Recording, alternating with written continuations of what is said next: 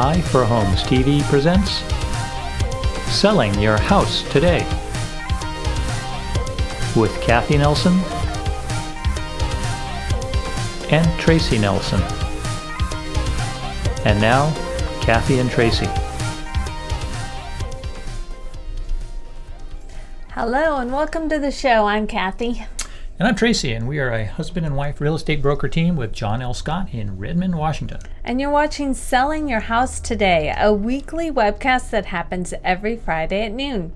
Yeah, these shows are focused on getting you the information that you need in order to sell your house with confidence in today's hot market. And today's topic is curb appeal and color.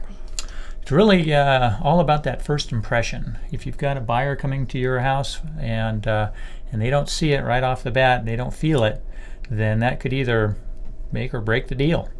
Yes, and to help us with this topic is Leslie Kelley of Leslie Kelley Color. She's our own local color girl. Hello and welcome to our show, Leslie. Hi, Kathy. Hi, Tracy. Thanks for having me. Hey there. I really like that name too, the Color Thank Girl. You. That's cute. Why don't you tell us a little bit about yourself? Absolutely. So it was 2 years ago, the summer of 2013, and empty nesterhood was looming in the not too distant future. And I realized it was time I decided what I wanted to be when I grew up.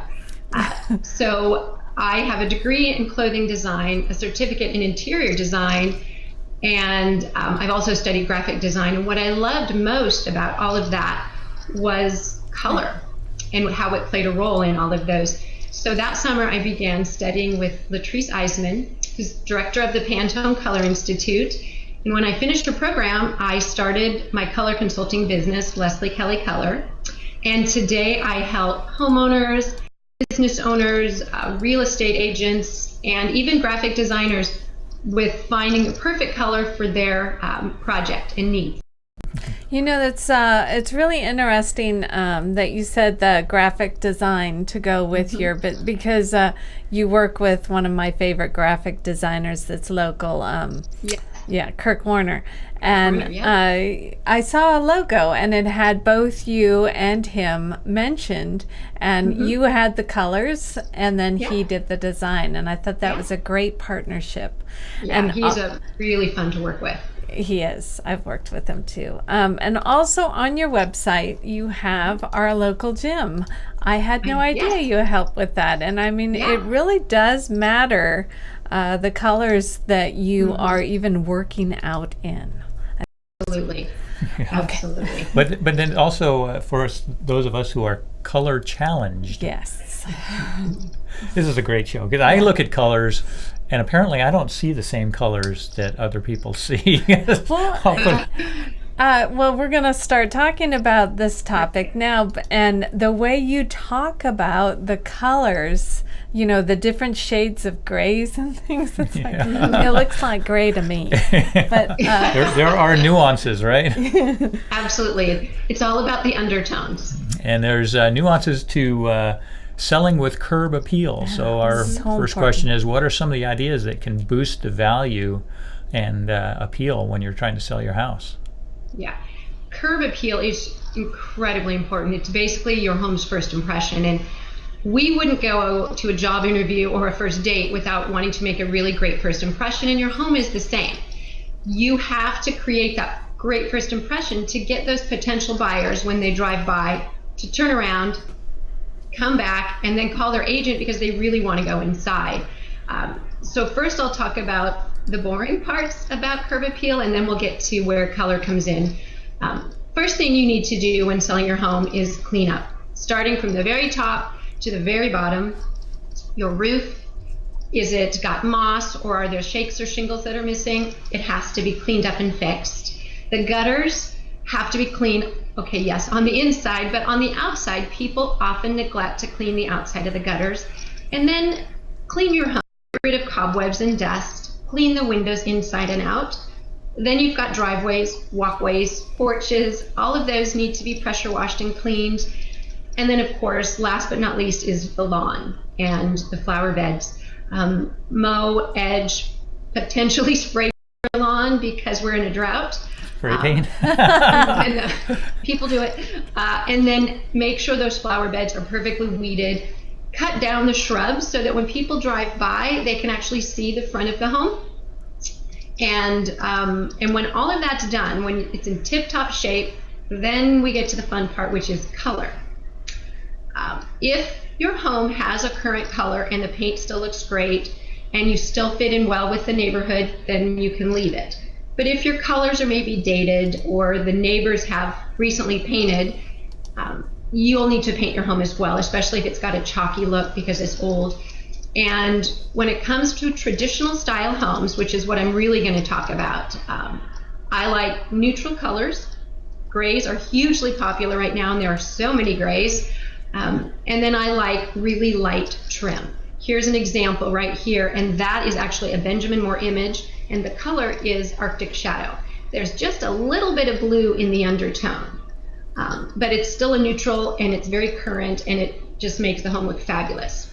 And I'll just swap over to another one here that you sent. Okay, perfect. This one is called Hancock Gray, another Benjamin Moore color. And as you can see, it really isn't a gray. It's very much of a mossy undertone in that color, and it's a fabulous neutral and a very current color. And then the last one of those. Yeah. The last one is called Iron Gate. Again, it's a Benjamin Moore color and image. And this color has a little bit of brown in the undertone, so it appears to be a little bit more taupe.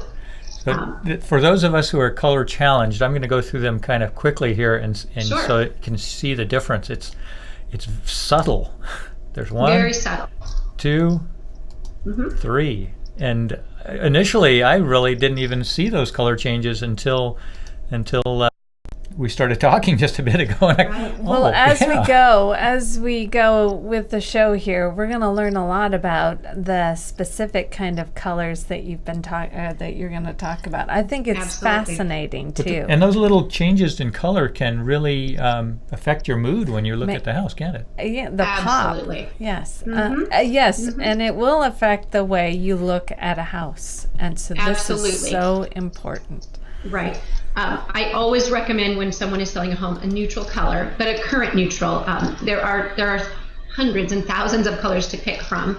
And once a homeowner has chosen a color, and it's very important that they don't put in their own personal preferences, because it truly is no longer about them. It's about attracting as many potential buyers as possible. And that's why we go with a neutral.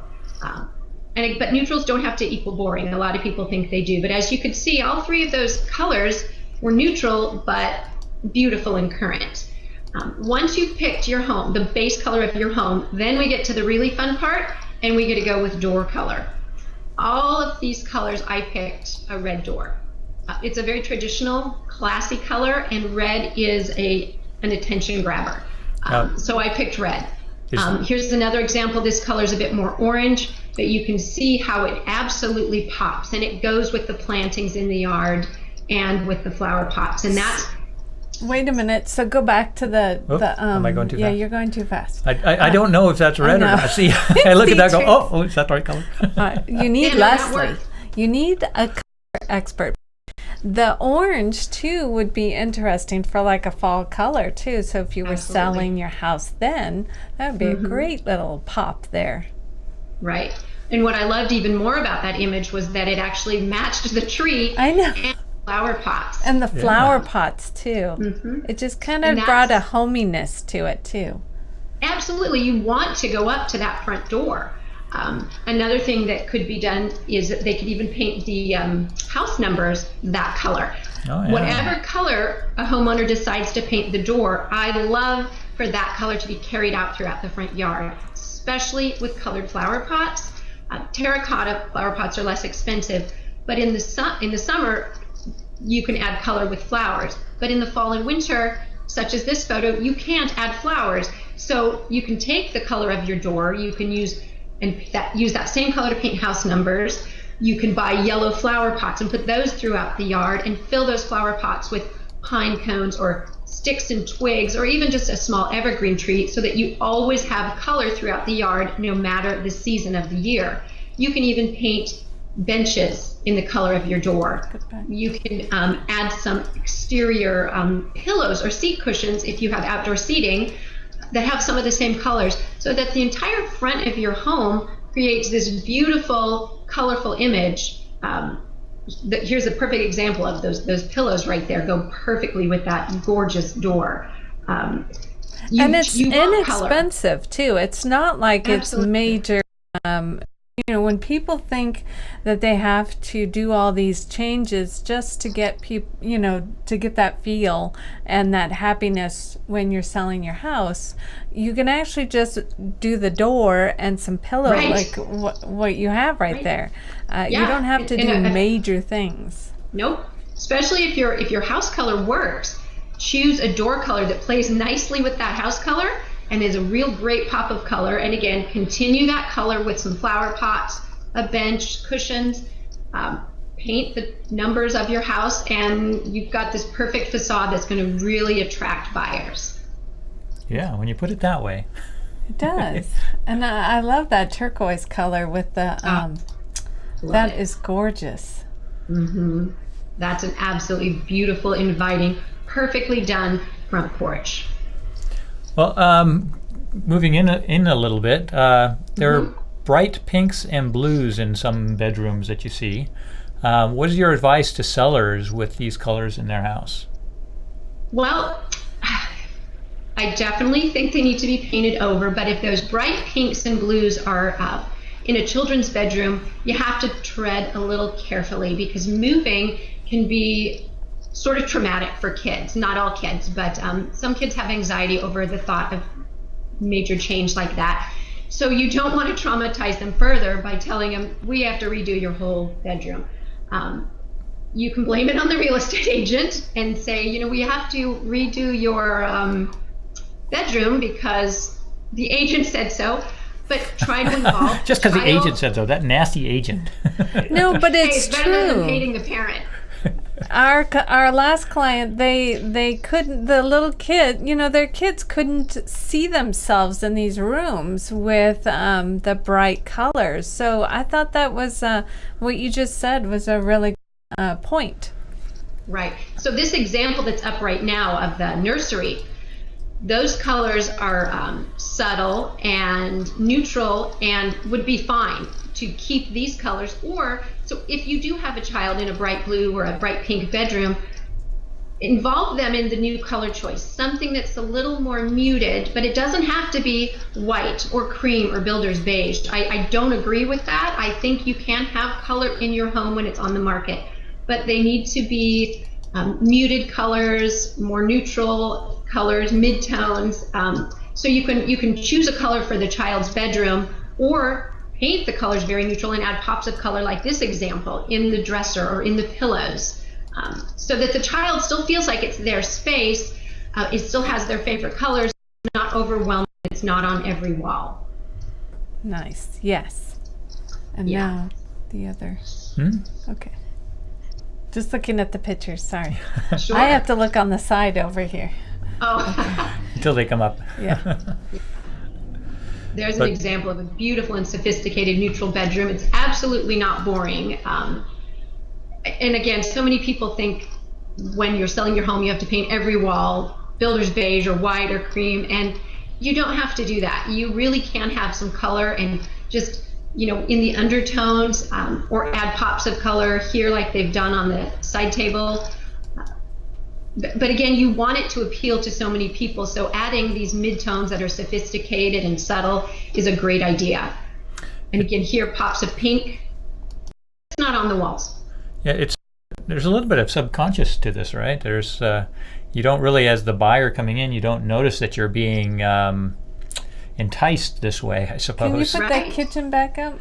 Because it's this is a really pretty. What that is, a kitchen? Is it a kitchen? Wait, what? Yeah, it's a dining. What is that? The dining room? Well, I'm not sure. This looks like the back room. Almost looks like. Yeah. I can't tell if that's a bathroom or a kitchen. But it's got brown walls. Or wait, what Yeah, color? that's not brown. Sorry. What color would that be? We'll call that grayish. Grayish.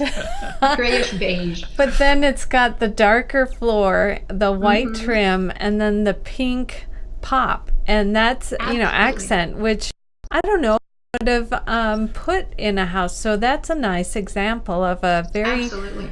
nice, subtle kind of way of adding some pretty colors. Yes, it is. Yeah. Yeah, absolutely. I think and if you can even add colors that are your front door, because typically you want your front door to sort of reflect, not only look great on the outside, but when you open that front door, it opens to the inside.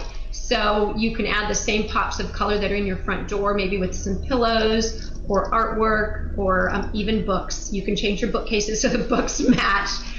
You can carry those pops of color from the outside all the way through to the inside of your home. It's a very good idea. I wonder if now stagers, do they generally know this, or does it take? Yeah. Do they? Yes.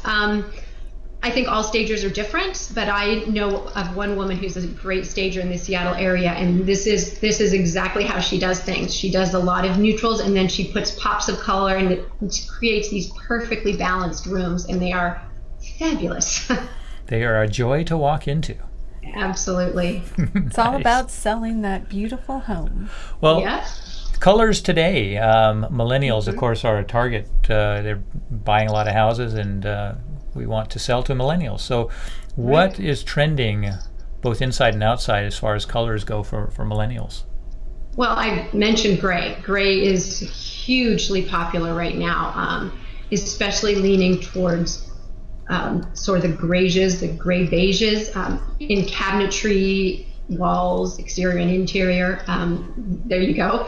And those colors are really, really popular. And even on interior doors, I'm seeing grays, which is a very beautiful look. And I don't think I included any images of that.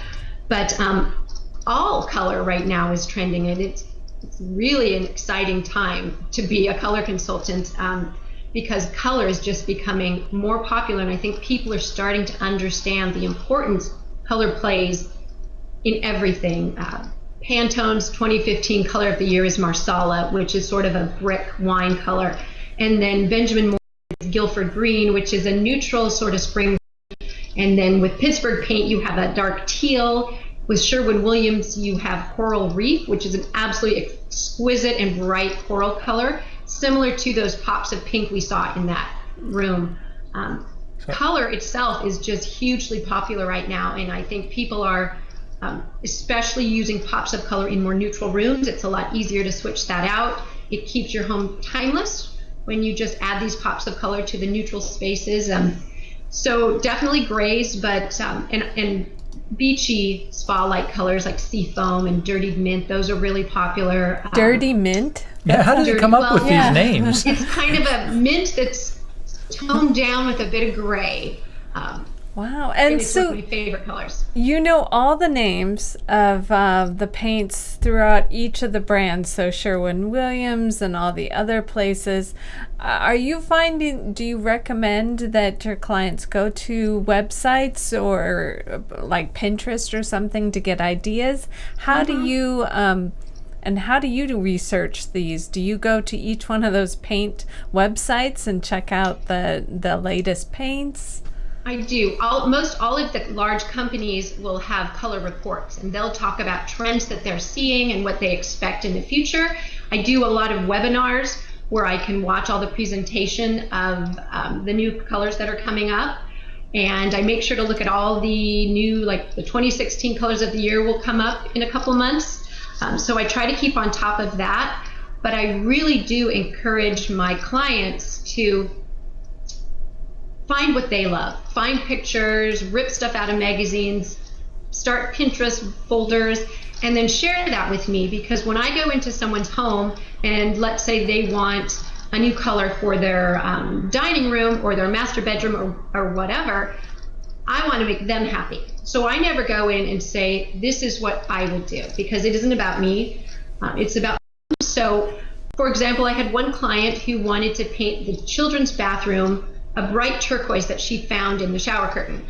And it was a tiny little space with no outside lighting. So I told her that I could easily do a blue, but I took the color she wanted and I found a much better, more muted, more subtle version so that when you walked into that tiny little powder room, you weren't overwhelmed by this bright, bright turquoisey blue. And the color, it was a fabulous color, and it still worked perfectly with all of her decor. So I start with their preferences, and then I kind of work and help them find something that might be a better choice. Because there is no right or wrong, but there are often better choices when it comes to color.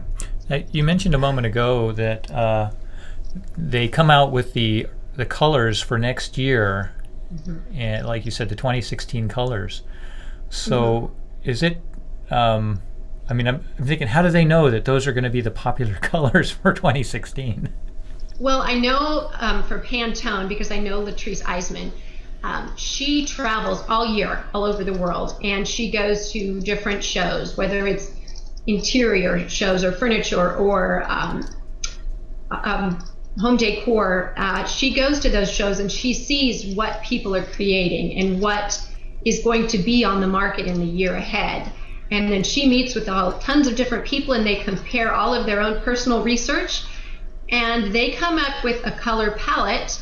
It's typically for fashion, and in that palette for men and women's fashion, that's where they get their color.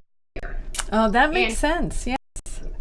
And we often see it has a little bit of a trickle down because it maybe starts in fashion, but then we'll start seeing it more because it's already out there, but then we start seeing it more in products many, many months later because people realize, oh, this is a hot color and this is going to sell now, so let's suddenly make things in Marsala.